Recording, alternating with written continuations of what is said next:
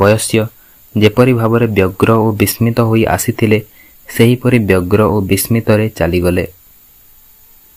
ନନ୍ଦିକା ବାସୁଦେବ ବାସୁଦେବ ପଞ୍ଚୁଆ ଏଠି ଏକ ନୂଆ ବିଦ୍ରୋହର ବୀଜ ବପନ କରୁଥିଲା। ନନ୍ଦିକା ତା ମାନେ ତୁମେ ତାକୁ? ବାସୁଦେବ ହଁ ମୁଁ। ଗଙ୍ଗପତିଙ୍କ ନୀରବ ଇଙ୍ଗିତ ମୁଁ ପାଳନ କରିଛି। ମୁଁ ପ୍ରଣାମ କରିଛି। ତାଙ୍କର ବିଶ୍ୱସ୍ତ ଚମୁପତି ଯାହା କରିପାରିବେ ମୁଁ ପ୍ରମାଣ କରିଛି।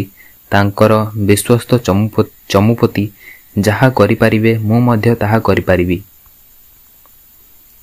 ନନ୍ଦିକା ଯନ୍ତ୍ରଣା ଓ କ୍ରୋଧ ଜର୍ଜରିତ କଣ୍ଠରେ ଏ କ'ଣ ତୁମେ କଲ ବାସୁଦେବ?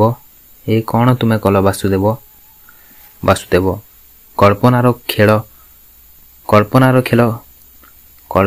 ଖେଳ ସତ୍ୟ ନୁହେଁ ନନ୍ଦିକା, ବାସ୍ତବର ଖେଳ ହିଁ ସତ୍ୟ। ନନ୍ଦିକା ବିଶ୍ୱାସଘାତକ, ପ୍ରତାରକ। ବାସୁଦେବ ମୁଁ ବିଶ୍ୱାସଘାତକ? ଆଉ ତୁମେ? ନନ୍ଦିକା ମୁଁ? ବାସୁଦେବ ହଁ। ବାପାଙ୍କ ଶିରସ୍ତ୍ରାଣରୁ ଗୋପନରେ ଜୈତ୍ରମଣି କାଢ଼ି ଆଣିବା କ'ଣ ପ୍ରତାରଣା ନୁହେଁ? ବିଶ୍ୱାସଘାତକତା ନୁହେଁ? ନନ୍ଦିକା ଶାନ୍ତି ପାଇଁ, ଯୁଦ୍ଧର ଅବସାନ ପାଇଁ, ପ୍ରତିଷ୍ଠା କରିବା ପାଇଁ ଏକ ନୂତନ ମାନବିକ ସାମ୍ରାଜ୍ୟ ଯାହା ମୁଁ କରିଛି, ତାହେଲେ ତା କ'ଣ ମୋର ଧର୍ମ ନୁହେଁ, କର୍ତ୍ତବ୍ୟ ନୁହେଁ? ବାସୁଦେବ ତୁମର କର୍ତ୍ତବ୍ୟ ଲୋକମୁଖରେ କି ରୂପ ପାଇବ ଜାଣିଛ ନନ୍ଦିକା? ନନ୍ଦିକା ଅନ୍ୟର ମତାମତ ନୁହେଁ, ମୋ ଅନ୍ତରର ନିର୍ଦ୍ଦେଶ ହିଁ ମୋର ଧର୍ମ, ମୋର ଚରମ ଓ ପରମ କର୍ତ୍ତବ୍ୟ। ସେଇ ନିର୍ଦ୍ଦେଶରେ ମୁଁ କେଶରୀ ରାଜତ୍ୱର ଅବସାନ ଚାହିଁଥିଲି। ତୁମକୁ ପଠାଇଥିଲି, ନିଜେ ଆସିଥିଲି, କିନ୍ତୁ ଶେଷ ପରିଣତି ତାର କ'ଣ ହୋଇଗଲା? ତା ମାନେ ଅନ୍ତରର ସେଇ ନିର୍ଦ୍ଦେଶ ମୋର ଭୁଲ? ବଜ୍ର କଠିନ କଣ୍ଠରେ ନା, ମୋର ନିର୍ଦ୍ଦେଶ ଠିକ୍, ଭୁଲ ଅନ୍ୟମାନେ, ତୁମେ, ଗଙ୍ଗଦେବ, ସମସ୍ତେ। ତୁମମାନଙ୍କର ସବୁ ନିଷ୍ପତ୍ତି କେବଳ ଗୋଟିଏ କଥା ପାଇଁ, ଅନ୍ୟ ପାଇଁ ନୁହେଁ, ନିଜ ପାଇଁ, ନିଜର ସ୍ୱାର୍ଥ ପାଇଁ, ଉତ୍ଥାନ ପାଇଁ, ଗୌରବ ପାଇଁ। ସେଇଥିପାଇଁ ତୁମ ମୁହଁରେ ପ୍ରତାରଣାର ଭାଷା, ଗଙ୍ଗଦେବଙ୍କଠାରେ ଶକ୍ତିର ଅଭିନୟ, ଅନ୍ୟକୁ ନ ବୁଝିବାର ଛଳନା। ତାହେଲେ ମୁଁ କ'ଣ କରିବି?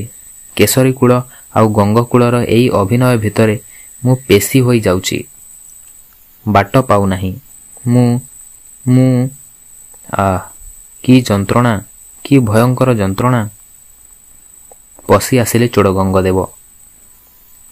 ଚୋଡ଼ଗଙ୍ଗ ବାହିନୀପତି ଛାମୁ। ଚୋଡ଼ଗଙ୍ଗ ଅନେକ ସମୟ ବସି ସେ ପାଖରେ ଚିନ୍ତା କଲି। ରାଜଜେମା ଉତ୍କ୍ଷିପ୍ତ। ତାଙ୍କ ପାଇଁ କ'ଣ କରାଯିବ ଉପାୟ ସ୍ଥିର କରିପାରୁନାହିଁ। ବାସୁଦେବ ମୁଁ ଉପାୟ ପାଇଛି ଛାମୁ। ଚୋଡ଼ଗଙ୍ଗ କ'ଣ? ବାସୁଦେବ ଶତ୍ରୁକୁ ବନ୍ଦୀ କରାଯାଇପାରେ। ଚୋଡ଼ଗଙ୍ଗ ବନ୍ଦୀ? ବାସୁଦେବ ବନ୍ଦୀ କରିବା କୌଶଳରେ ଏକ ଶାସ୍ତ୍ରସିଦ୍ଧ ପନ୍ଥା ଛାମୁ। ବନ୍ଦୀ କରିବା କୌଶଳରେ ଏକ ଶାସ୍ତ୍ରସିଦ୍ଧ ପନ୍ଥା ଛାମୁ। ଚୋଡ଼ଗଙ୍ଗ ନା, ସେଥିରେ କ'ଣ ଉଦ୍ଦେଶ୍ୟ ସାଧିତ ହେବ?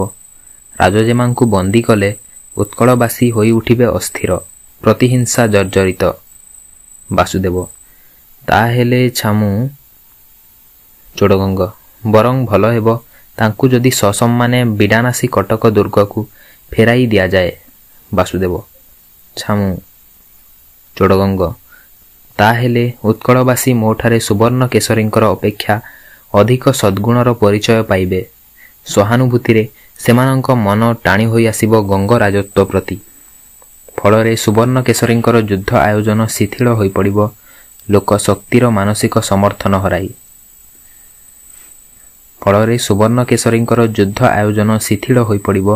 ଲୋକଶକ୍ତିର ମାନସିକ ସମର୍ଥନ ହରାଇ। ବାସୁଦେବ କିନ୍ତୁ ଛାମୁ। ଚୋଡ଼ଗଙ୍ଗ ଆଉ କ'ଣ କରାଯାଇପାରେ ବୋଲି ଭାବୁଛନ୍ତି? ବାସୁଦେବ ନା ଯେ ଛାମୁ। ଚୋଡ଼ଗଙ୍ଗ ମୁଁ ମଧ୍ୟ ଆଉ କିଛି ଚିନ୍ତା କରିପାରୁନାହିଁ। ନନ୍ଦିକା ଦ୍ରୁତ ଗତିରେ ଦୁହିଁଙ୍କ ମଝିକୁ ଆଗେଇ ଆସିଲେ। ନନ୍ଦିକା ମୁଁ କିନ୍ତୁ ଉପାୟ ସ୍ଥିର କରିପାରିଛି। ଉପାୟ ମୁଁ ପାଇଛି। ବାସୁଦେବ ଓ ଚୋଡ଼ଗଙ୍ଗ ବିସ୍ମୟରେ ନନ୍ଦିକାଙ୍କୁ ଚାହିଁଲେ। ଏଇ ଛଳନା, ହିଂସା, ପ୍ରତାରଣା, ଶଠତା ଭିତରେ ମୁଁ ମୋ ସ୍ଥାନ ସ୍ଥିର କରିନେଇଛି। ମୋର ପଥ ବାଛି ନେଇଛି। ମୋ ପାଇଁ ମୋ ବିଶ୍ୱାସର ବାସୁଦେବ, ମୋ ମମତାର ସୁବର୍ଣ୍ଣ କିଶୋରୀ, ମୋ ସ୍ୱପ୍ନର ଗଙ୍ଗଦେବ ସମସ୍ତେ ସମାନ, ସମସ୍ତେ ବିଷାକ୍ତ, ରୁଗ୍ଣ, କ୍ଷତିଗ୍ରସ୍ତ। କାହାର ଚେତନାରୁ ଆଲୋକ ଲିଭିଯାଇଛି, କାହାର ଚେତନାରେ ଆଲୋକ ସ୍ପର୍ଶ କରିପାରି ନାହିଁ। ଏଇ ଦ୍ୱନ୍ଦ୍ୱ ଭିତରେ ମୋ ପାଇଁ କେବଳ ଗୋଟିଏ ବାଟ ଖୋଲା ଅଛି। ନା, ଯେତେବେଳେ ଜଣଙ୍କର ନନ୍ଦିକା ତା ପାଇଁ କେବଳ ଗୋଟିଏ ବାଟ ଖୋଲା ଥାଏ। ନନ୍ଦିକା ଆଙ୍ଗୁଠିରୁ ହୀରା ମୁଦିଟି ବାହାର କରୁଥିଲେ। ବାସୁଦେବ ନନ୍ଦିକା। ଚୋଡ଼ଗଙ୍ଗ ରାଜନନ୍ଦିନୀ। ନନ୍ଦିକା ଗୀତ। ମୁଁ ହାରିଲି ହେଉ ଏତିକି ଗୋ ବୃତ୍ତେ, ମୁଁ ପାରିଲି ଜାଣି ଏତିକି ଗୋ, ମୁଁ ଜାଣିଲି ସବୁ ରୀତିକି ଗୋ, ମୋ ପାଇଁ ନାହିଁ ତ ଆନପଥ କିଛି, ତେଜିଲି ମନରୁ ଭୀତିକି ଗୋ, ସପନ ରହିଗଲା ସପନରେ, ଆଲୁଅ ଛୁଇଁଲାନି ଚେତନାରେ, ଜୀବନ ମରଣ ସମାନ ମୋ ପାଇଁ, ପଥର କରିଲି ଛାତିକି ଗୋ। ଛଳନା ଜାଲରେ ନ ପଡ଼ି ଧରା, ଲଭିଲି ଆଶ୍ରୟ ମୁଦ୍ରିକା ହୀରା, ବିଷରୁ ତରିବି, ରଟିବିନି ଅପଖ୍ୟାତିକି ଗୋ। ନନ୍ଦିକା ହୀରା ମୁଦି ଶୋଷିବାକୁ ଆରମ୍ଭ କଲେ। ଚୋଡ଼ଗଙ୍ଗ ରାଜଜେମା। ବାସୁଦେବ ନନ୍ଦିକା। ନନ୍ଦିକା ଆହତ ସରୀସୃପ ପରି ଯନ୍ତ୍ରଣାରେ ଛଟପଟ ହୋଇ ଏ ଧ୍ୱନିର କୌଣସି ଅର୍ଥ ନାହିଁ ବାସୁଦେବ, ଏ ଛଳନାର କୌଣସି ମୂଲ୍ୟ ନାହିଁ ଗଙ୍ଗଦେବ। ମୃତ୍ୟୁ ଓ ଜୀବନ ଯେଉଁଠି ଏକ କଥା, ସେଠି ବଞ୍ଚିବା ଯାହା, ମରିବା ମଧ୍ୟ ସେଇଆ। ମୋ ପାଇଁ ଜୀବନ ଆଉ ମୃତ୍ୟୁ ସବୁ ସମାନ। ନନ୍ଦିକା ଆଉ କିଛି କହିପାରିଲେ ନାହିଁ। ଶେଷ ନିଶ୍ୱାସ ନେଇ ଟଳି ପଡ଼ିଲେ। ଚୋଡ଼ଗଙ୍ଗ କର୍ତ୍ତବ୍ୟ ସ୍ଥିର କରି ନ ପାରି ବାହିନୀପତି। ବାସୁଦେବ ବିଚଳିତ ଭାବରେ। ଛାମୁ। ପୁରୋହିତ ପଶି ଆସିଲେ, ସାଙ୍ଗରେ ବୟସ୍ୟ। ପୁରୋହିତ କି ଆଶ୍ଚର୍ଯ୍ୟ! ଦେଖନ୍ତୁ ତ ଛାମୁ, ଆମ୍ଭର ମଙ୍ଗଳ କାମନା କରି ବାହିନୀପତି କ'ଣ ଗୋଟାଏ ସାମାନ୍ୟ କଥା କରି ଦେଇଛନ୍ତି, ସେଥିରେ ବୟସ୍ୟ କହୁଛନ୍ତି ଯେ ସେ ପ୍ରତ୍ୟାବର୍ତ୍ତନ କରିବେ କାହାରିଠାରୁ କିଛି ଉତ୍ତର ନ ପାଇ। କ'ଣ ହୋଇଛି ରାଜେଶ୍ୱର, ଏପରି ବିମର୍ଷ ଭାବ? କେହି କିଛି ଉତ୍ତର ଦେଉନାହାନ୍ତି ଯେ? ଗଙ୍ଗଦେବ ଅସହ୍ୟ ଯନ୍ତ୍ରଣାରେ ଆଡ଼େଇ ନେଉଥିଲେ। ଗଙ୍ଗଦେବ ଅସହ୍ୟ ଯନ୍ତ୍ରଣାରେ ମୁହଁ ଆଡ଼େଇ ନେଉଥିଲେ। ବାଷ୍ପାକୁଳ କଣ୍ଠରେ କହିଲେ। ଚୋଡ଼ଗଙ୍ଗ ବାହିନୀପତି। ବାସୁଦେବ ହୀରା ମୁଦି ମୁହଁରେ ଦେଇ ନନ୍ଦିକା। ବୟସ୍ୟ ନନ୍ଦିକାଙ୍କୁ ଦେଖି ସରିଗଲା, ସବୁ ସରିଗଲା, ସେଇ ଚିତ୍ରପଟ, ସେଇ ଚମ୍ପା କଢ଼ିଟି। ପୁରୋହିତ ଏଥିରେ ବିଚଳିତ ହେବାର କ'ଣ ଅଛି ରାଜେଶ୍ୱର? ଚୋଡ଼ଗଙ୍ଗ ବିବ୍ରତ ହେବାର କିଛି ନାହିଁ, ବିଚଳିତ ହେବାର କିଛି ନାହିଁ। ତାହେଲେ ପୁରୋହିତ ରାଜରାଜେଶ୍ୱର ଆମ୍ଭର ପରାମର୍ଶ ଯଦି ଗ୍ରହଣ କରନ୍ତେ। ଚୋଡ଼ଗଙ୍ଗ ପୂର୍ଣ୍ଣଗର୍ଭା ବିଷାଦ ନଦୀ ବନ୍ଧ ଭାଙ୍ଗି ଉଛୁଳି ପଡ଼ିଲା ଯେମିତି। ଆଉ କି ପରାମର୍ଶ, ସବୁ ଶେଷ ହୋଇଯାଇଛି। ପୁରୋହିତ ଚିନ୍ତା କରନ୍ତୁ ନାହିଁ ରାଜେଶ୍ୱର, ସବୁ ମା ବିଷ୍ଣୁପତିଙ୍କର ଇଚ୍ଛା। କହିନଥିଲି ଏକ ଅଲୌକିକ ଘଟଣା ଘଟିଯିବ। ଚୋଡ଼ଗଙ୍ଗ ହଁ, ଅଲୌକିକ। ପୁରୋହିତ ତେଣୁ ଏପରି ପରିସ୍ଥିତିରେ ରାଜରାଜେଶ୍ୱରଙ୍କୁ ଆମ୍ଭର ପରାମର୍ଶ। ଚୋଡ଼ଗଙ୍ଗ ପରାମର୍ଶ?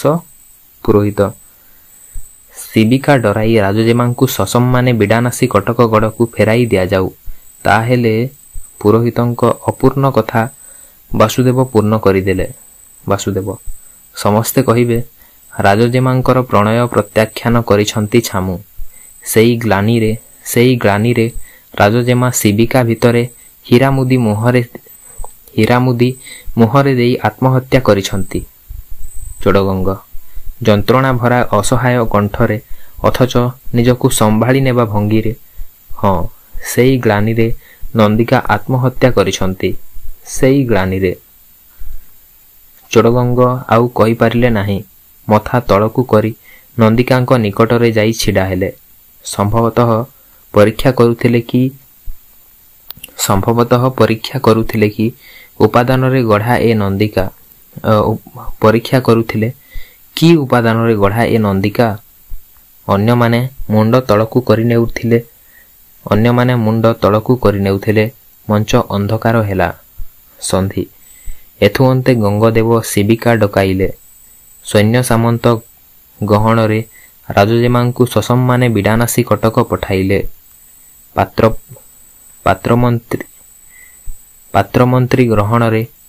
ପାତ୍ରମନ୍ତ୍ରୀ ଗହଣରେ ଏକ ସୁସଜ୍ଜିତ ଶିବିକା ରଙ୍ଗମଞ୍ଚରେ ପ୍ରବେଶ କଲା।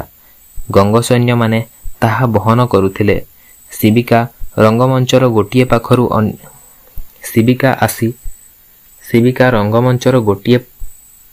ପାଖରୁ ଆସି ଅନ୍ୟ ପାଖ ଦେଇ ବାହାରିଗଲା। ସେହି ସମୟରେ ଗାୟକମାନେ ଗାଉଥିଲେ।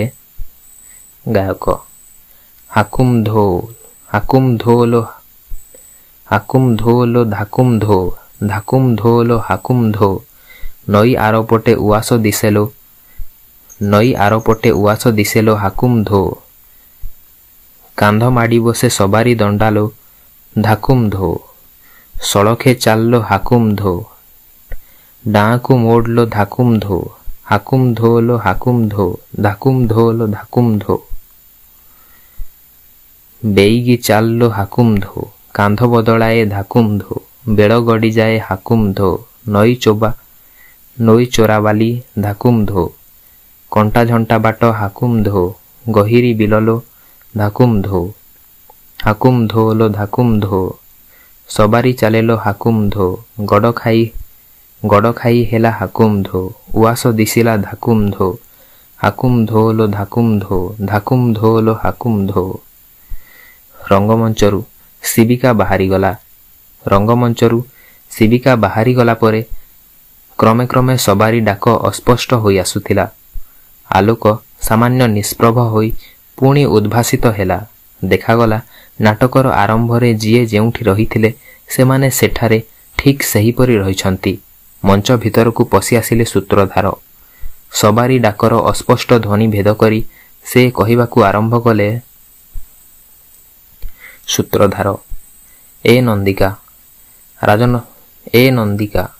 ରାଜତନୟା ନନ୍ଦିକା, ଉତ୍କଳର ସମ୍ରାଟ ରାଜା ସୁବର୍ଣ୍ଣକେଶରୀଙ୍କର ଦୁହିତା ନନ୍ଦିକା କେଶରୀ, ରାଜାର ଦୁଲାଳି ନନ୍ଦିକା, ସାମନ୍ତର କନ୍ୟା ନନ୍ଦିକା, ଚଷାର ଝିଅ ନନ୍ଦିକା। ନନ୍ଦିକା ବି ହୋଇପାରେ ଯେ କୌଣସି ଝିଅର ନାଁ। ଅତୀତର, ଭବିଷ୍ୟତର, ବର୍ତ୍ତମାନର, ସତ୍ୟ ଆଉ ମାନବିକତା ଯେଉଁଠି ଅର୍ଥହୀନ ସେଠି ଜୀବନର ଅନ୍ୟ ନାମ ମୃତ୍ୟୁ। ନିରୁପାୟ ସେ ମୃତ୍ୟୁ ଯେଉଁଠି ନିରୁପାୟ, ଖ୍ୟାତି ବା କଳଙ୍କ ସେଠି ଅର୍ଥହୀନ। ନା ଯେତେବେଳେ ଜଣଙ୍କର ନନ୍ଦିକା ସେତେବେଳେ ମାତ୍ର ଗୋଟିଏ କାମ ତାର କରିବାକୁ ଥାଏ। ଆଲୋକ କେନ୍ଦ୍ରୀଭୂତ ହେଲା ନନ୍ଦିକାଙ୍କ ଉପରେ। ଦୃଢ଼ ଅଭିବ୍ୟକ୍ତିରେ ନନ୍ଦିକା ଠିଆ ହୋଇ ସମସ୍ତଙ୍କୁ ଥରେ ଚାହିଁଲେ। ତାପରେ ଆସନ ତ୍ୟାଗ କରି କହିଲେ, ନନ୍ଦିକା ହଁ, ନା ଯେତେବେଳେ ଜଣଙ୍କର ନନ୍ଦିକା ସେତେବେଳେ ମାତ୍ର ଗୋଟିଏ କାମ ତାର କରିବାକୁ ଥାଏ। ସମୟ ସୀମା ଅତିକ୍ରାନ୍ତ କରି ସେଇ ମୋର ଭୂମିକା। ନନ୍ଦିକା ନୀରବରେ ମଞ୍ଚରୁ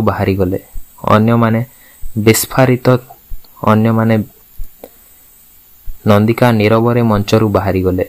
ଅନ୍ୟମାନେ ବିସ୍ଫାରିତ ନୟନରେ ତାଙ୍କୁ ଚାହିଁ ରହିଥାନ୍ତି। ମଞ୍ଚ ଅନ୍ଧକାର ହେଲା। ଏଇଠି ଶେଷ ହେଲା ନନ୍ଦିକା କେଶରୀ ନାଟକ।